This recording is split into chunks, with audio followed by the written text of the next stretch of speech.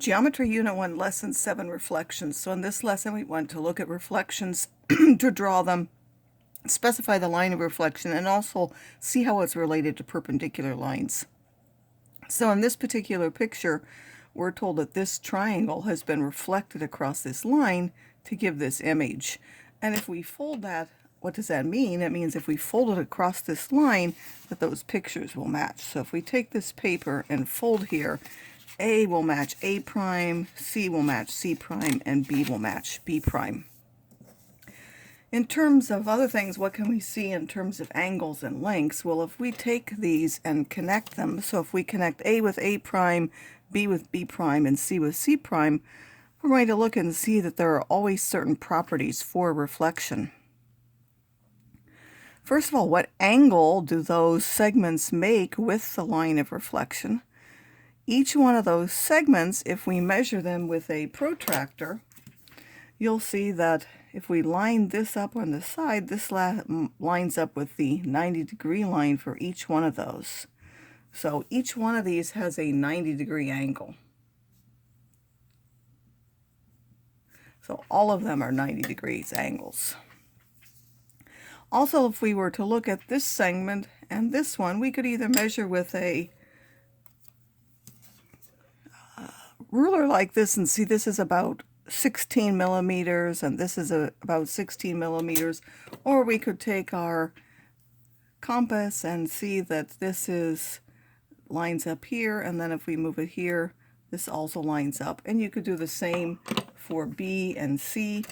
You could show that from here to here is the same distance as from here to here. From here to here is the same distance from here to here. So those have the same distances from the line.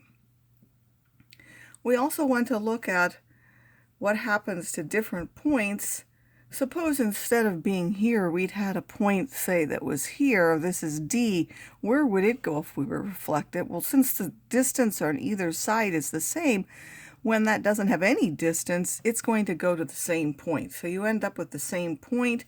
D and D prime would be exactly the same thing. So this would be not only D, it would also be D prime.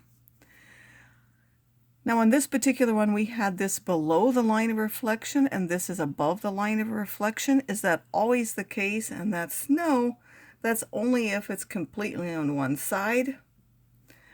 If we have part of it below and part of it above, then they swap sides. So if the part that was below would go above and the part that's below would go above. So if I had some sort of, I don't know, even if we took let's just take a line like this, the small part here, which was above the line, would become the below, and then this longer part would switch like that and become above the line. So whichever part is below goes above, and whichever part is above goes below. Of course, we know that perpendicular lines mean that they intersect at right angles, which we show by that box. And it's called a perpendicular bisector is if the line is perpendicular and it cuts this in two halves, so that means it will go through the midpoint of this segment. So if this is the midpoint M of that, this line is called the perpendicular bisector because it's perpendicular and it cuts the segment AB in half. So we can see here that that's what this has. This is perpendicular to this line and it cuts it in half. So this is the midpoint of that segment. It's also the perpendicular bisector of this segment because it's 90 degrees and it cuts it in half. So that's true for all of them.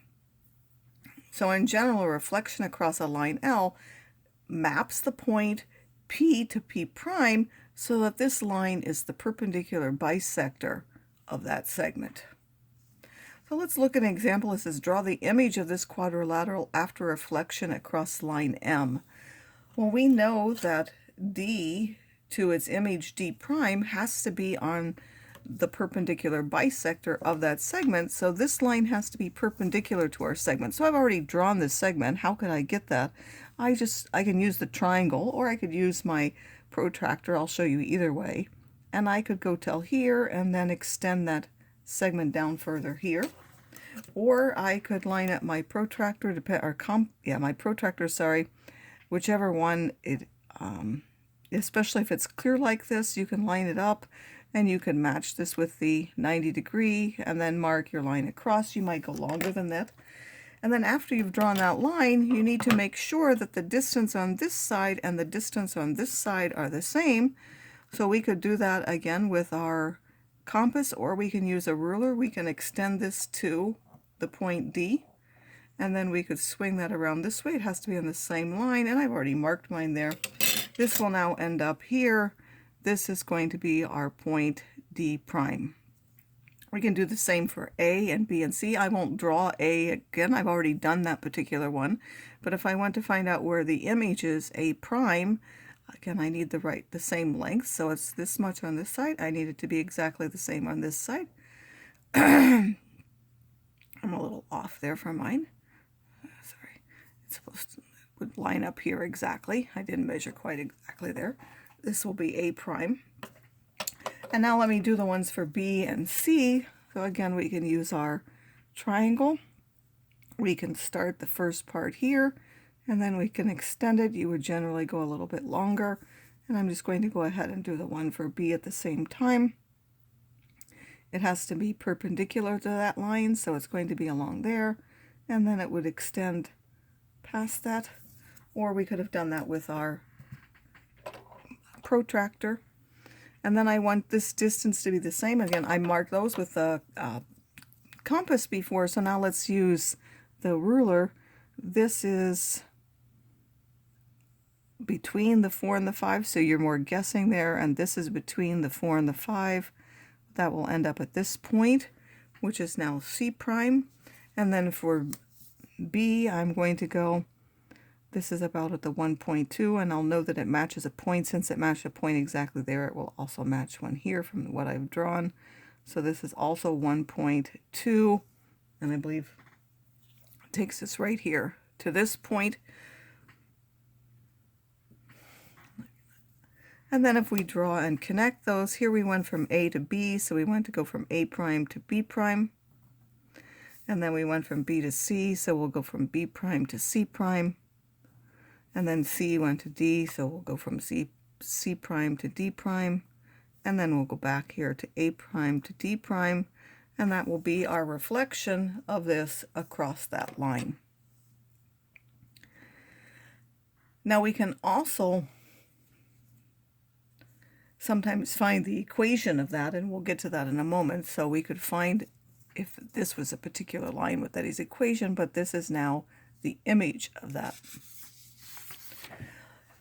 Instead of having to draw them, if we have certain lines, we can give actually coordinate rules. So that particular one wasn't any specific line. You can always do a reflection that way.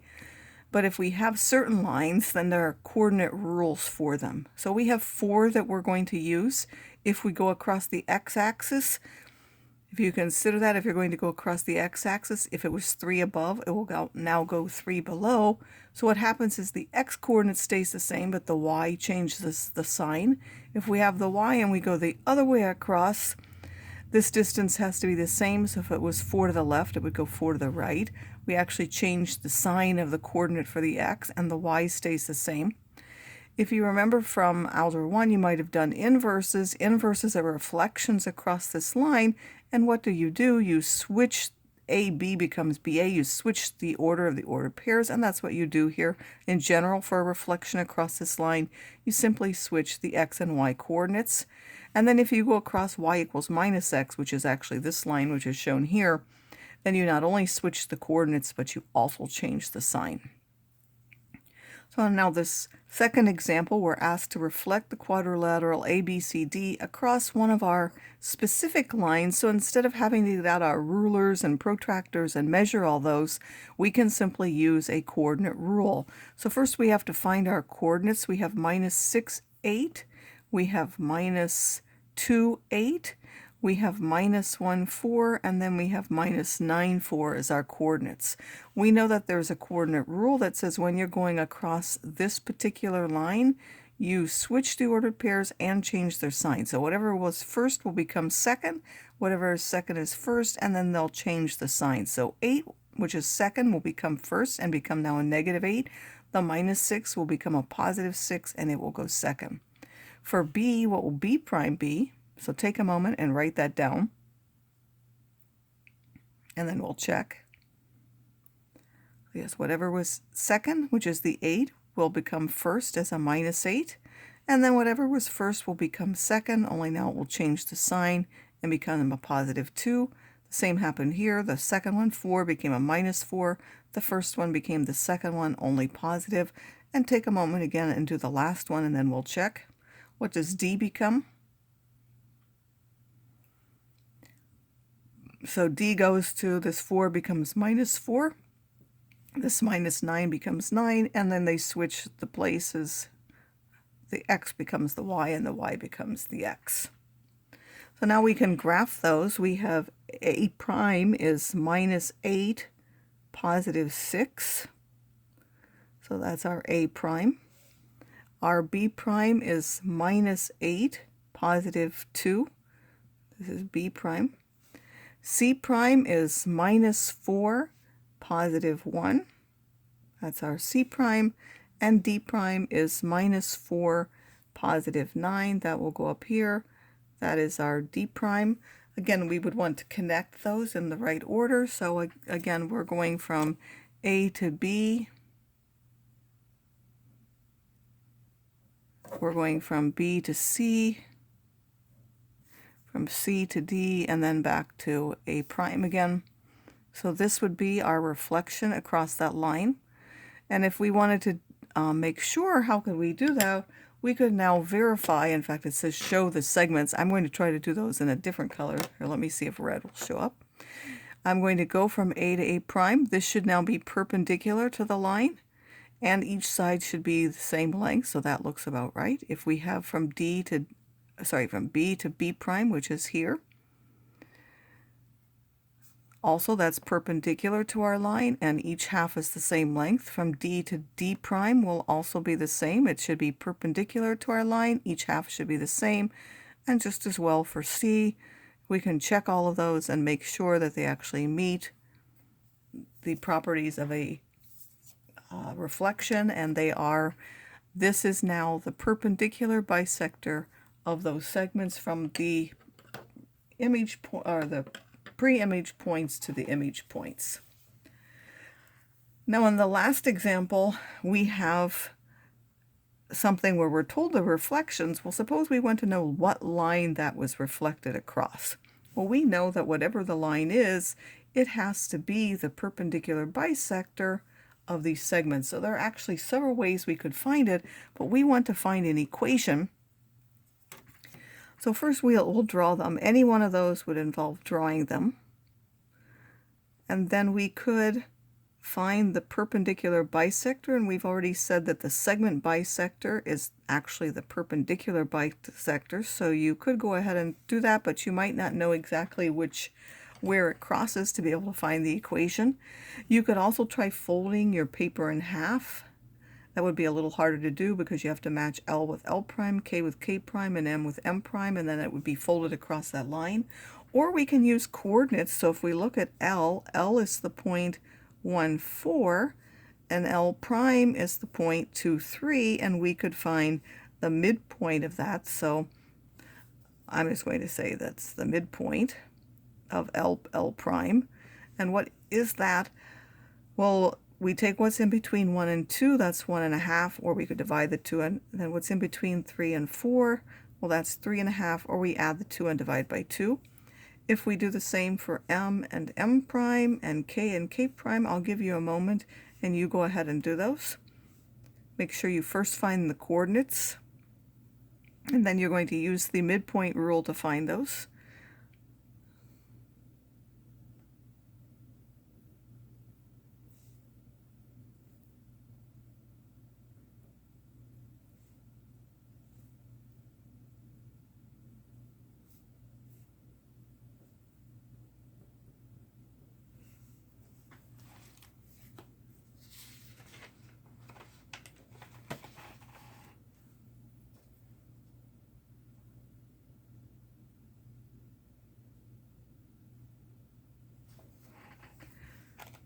So hopefully you found those. You read the coordinates. So m is minus 6, 1, m prime is minus 4, 1. The midpoint of m prime, if you add those two, that's a minus 7. Divide by 2 is minus 3.5.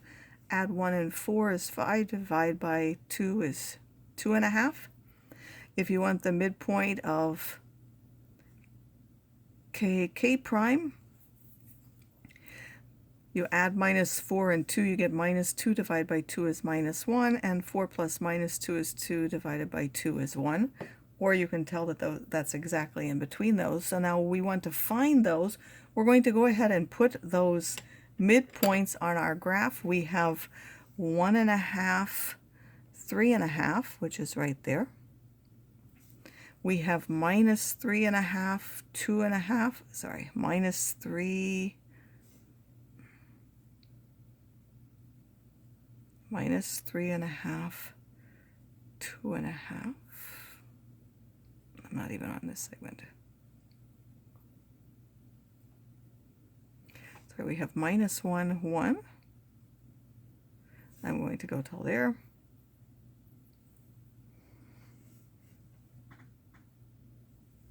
And somehow I put the wrong coordinates for k. This is minus 4, positive 4, and k is 2, minus 2.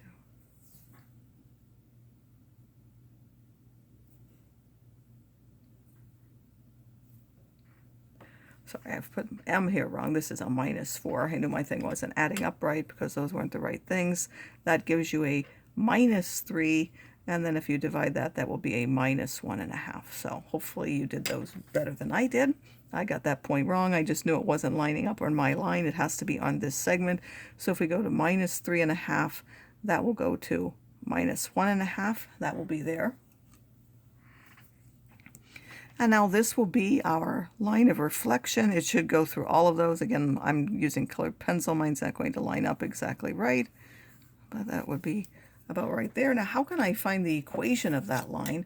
Well, because we have the points, we need to find the slope and the y-intercept. So we might guess it looks like it crosses through 2. So I'm just going to guess that the y-intercept b is 2. And then the slope, how would we find that? Well, you can find the change in the y over the change in the x. So I'm going to go to this particular point. If you look, the change in the y, that went down 4. That's the change in the y. And then this also went down 4. So minus 4 over minus 4 is a positive 1. You could have done that with any of the points from here to here. That went down 2.5, and that went down 2.5. That will also give you 1. And then our equation would be y equals m, which is 1 in front of the x, so that's just x plus 2. And you could check and see that that's true. If we take the x and add 2 for each one of these, we will end up with the y value.